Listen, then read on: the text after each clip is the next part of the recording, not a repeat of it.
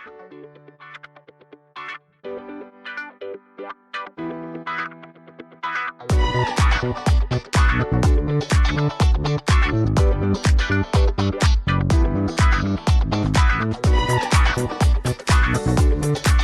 good, Savvy Gang? I'm back with another video, and today's video gonna be about what to do with your profits when you wholesale a property and you get that big old chunk of money, or if you close a surplus fund or overage deal and you get that big old chunk of money.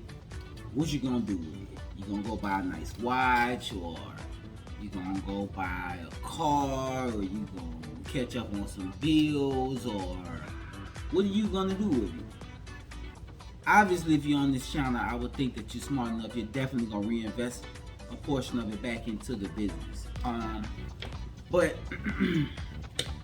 as you know, here on this channel, I like to talk about things and do things, as I say, the savvy way, right? So let's talk about a couple of practical ways. They're practical but not simple ways to reinvest your money that you're making in the overage or the wholesaler business, right? First one gonna be lease options. Now we all know what a lease option is. I hope y'all know mine. Hold on one second. I'm gonna drink some of my. I've been like on my what do you call them? Not necessarily juicing. I guess kind of sort of juicing. It's like shakes. I've been doing the supplement meals, kind of a sidebar. So I'm sorry. So a lease option, right? We all familiar with lease options. I'm assuming most of us in this space. The reason it's a great tool to utilize when you got a bag or when you got a couple of bags put up. You know, let's say you got an extra let's say you got $50,000 put up. Now you got to know what to do with that $50,000. You got to know where to place it. You know, you just got a big deal. You don't know how to place it. So let's just say you have a seller, and I'm gonna use a lot for an example here. So I'm gonna use a house. We're gonna use a lot. We're gonna lease option a lot, and we're gonna cash flow it. And we're gonna make it make sense. Let's go. You got a seller, right? A seller wants to sell the lot for, we'll say, $20,000. Okay. Maybe the area is not super desirable for your cash buyers or for your builders in the area. You're getting a certain level of pushback. They buy around the corner, but they don't necessarily buy right there. That is one of those deals that somebody will maybe, I think, ball the contract up and throw it away. You know, kind of rip it up with the seller. Hey man, tried to help you out, we couldn't get it sold. Blah blah blah. Part ways and be done with it, right? Well, a savvy investor is going to present another solution to the problem. At this point, they probably don't want to have anything to do with the lot. You know, to a degree. It's not that they're going to give it away, because if they were going to give it away, you would have been able to get the price maybe a little lower than $20,000, and then maybe you sell it for $20,000 and make $5,000, $10,000 on it. But they're stuck on 20 grand, right? So now we just closed our big wholesale deal a couple of weeks ago, our big overage deal, and we got $50,000 put up. We say, hey seller, I know I couldn't get the lending like I thought I was gonna be able to get to kind of cash you out. I tell you what, I still want to buy the property. How about I still give you the $20,000, and I give you $100 a month, and I pay you out at the end of 5 years, the rest of what I owe you. I take care of the maintenance. I take care of the taxes. You don't have to worry about weeds growing up. You don't have to worry about paying taxes at the end of the year. You don't have to worry about anything that goes on with that property. I take care of it, and we have an agreement to make this process go through. How does that sound? And you shut up and you let them tell you. Now the obvious benefits of it is, when you think about it, they're getting what they want. They don't have to maintain the property. They don't have to pay the taxes on it. And you got all that for $100. You got that property for $100 a month. All right, with an option to buy in 5 years. At that point, you want to find your buyers. Now, I'll tell you the trick in this. I'll tell you the juice in it real quick. So, you can definitely sell this deal to a traditional buyer. You can go to that same buyer that said he wouldn't give you $25 for it, and you can tell them, okay, well, will you give me $25 with $5,000 down, and you cash flow the deal, right? Or you can find a retail buyer. You can sell it to them not owner finance, but lease option. Lease it to them with an option to purchase for, we'll say, $500 a month, right? $500 a month, $30,000. That's how much you're selling to them for. So at that point, you've just created a cash flow of $400. Now I'll tell you what it looks like through and through, so you won't be too confused on it. All the way to the end of it, you sell them. You got it under contract for $100 a month. Obviously, no interest, no down payment, none of that on your end. Only if the seller asks. I'm not gonna say, hey, what kind of down payment do you want? If they didn't bring up down payment, doesn't make sense. So at this point, we're going in. We're saying, well, how much do you want? Not how much do you want. How much can you afford to put down, retail buyer? And that buyer says, I could put $3,000 down. Right? Now at this point, you got an agreement with your seller. You're paying them $100 a month. They're gonna put their you sell it to them. You sell it to your retail buyer for $30,000. They're gonna put $3,000 down, and you sell it to them for $300 a month or $500 a month. I'm sorry, and you're making a positive $400 a month.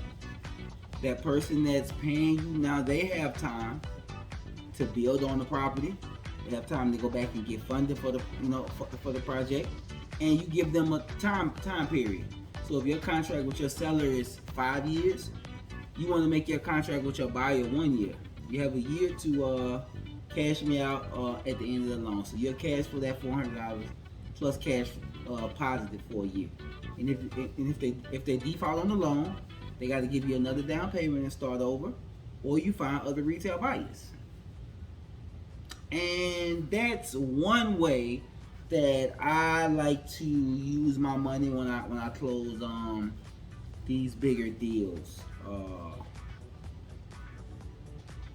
Way number 2, a little more complicated. I think I've talked about it in previous videos, but buying notes, non-performing loans. I don't know how many of you out there play in that space, but comment below if you deal with the notes, or comment below if you heard of that lease option play the way the way I gave it to you. I'm always down to hear what you got to say, whether it's good or bad. I want to hear it. But anyway, buying notes, right? So this is the wealth in the business, in my opinion. This is the holy mecca, in my opinion. Now, I know tons of people that are successful, tons of other ways in real estate. Grant Cardone being one. I think he has like a $2-point-something billion portfolio right now. I think it actually grew during the pandemic. So I'm not saying this is the end all be all, but for me, this is the end all be all. Is what I'm saying, right? So buying notes, I would essentially be buying the debt from a bank. Okay, I'm gonna tell you something that you probably won't hear out here. Banks have to get a certain amount of debt off their books, bad debt off their books that's not being collected on, that's not performing, right?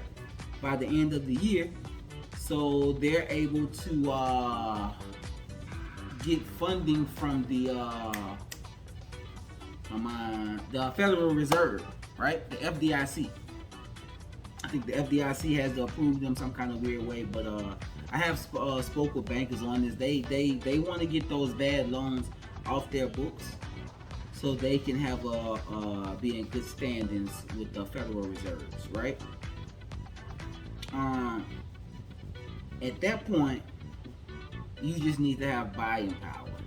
If you just closed the deal for $50,000, and that $50,000 deal can turn into you going to a bank and maybe buying 5 non-performing loans that you go into. You go into those non-performing loans and those mortgages, and now you own those mortgages, right? So essentially, you're the bank. The difference between you and the bank is not going to knock on your door and say, "Hey, Mr. Seller, how would you like to catch up, or how can I help you out in this time of crisis? You know, you hadn't paid us for the past 5 months. What's going on?" The bank just gonna send you letters, right? Me, when I buy your loan, I'm not gonna be doing. I'm trying to figure out how I can help you out. So when I come help you out, not only am I helping you out, but in the same time, I'm creating generational wealth in my own family. You know, and I'm pretty sure that's what we out here for.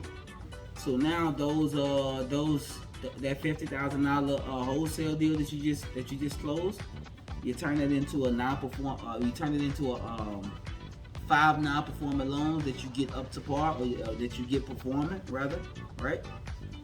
And you create mortgages around those, and they pay you for the next 30 years 5 different loans. And that's generational wealth from $50,000. You know, that's the way I see it. It's kind of like with the overage business. You know, realistically, I could spend, we'll say, I've spent as low as $30 and made $10,000. I've spent as much as $100 and made $12,000. Well, I spent like about $175, $200, and I made about $12,000. And then I had to pay the lawyers, of course, but that's in the overage business. My point being is margins. You know, creating the best margins you can at all times. And the best margin I can create with the $50,000 wholesale deal is 5 non-performing loans that I make performing that pay me for the next 30 years. And now I'm on the beach sipping a Mai Tai. I don't know, looking at the stocks or something. So yeah, I just wanted to come here and let y'all know a couple of things you should be thinking about to do with that big old lump sum of cash that y'all gonna be getting out here in these investor streets.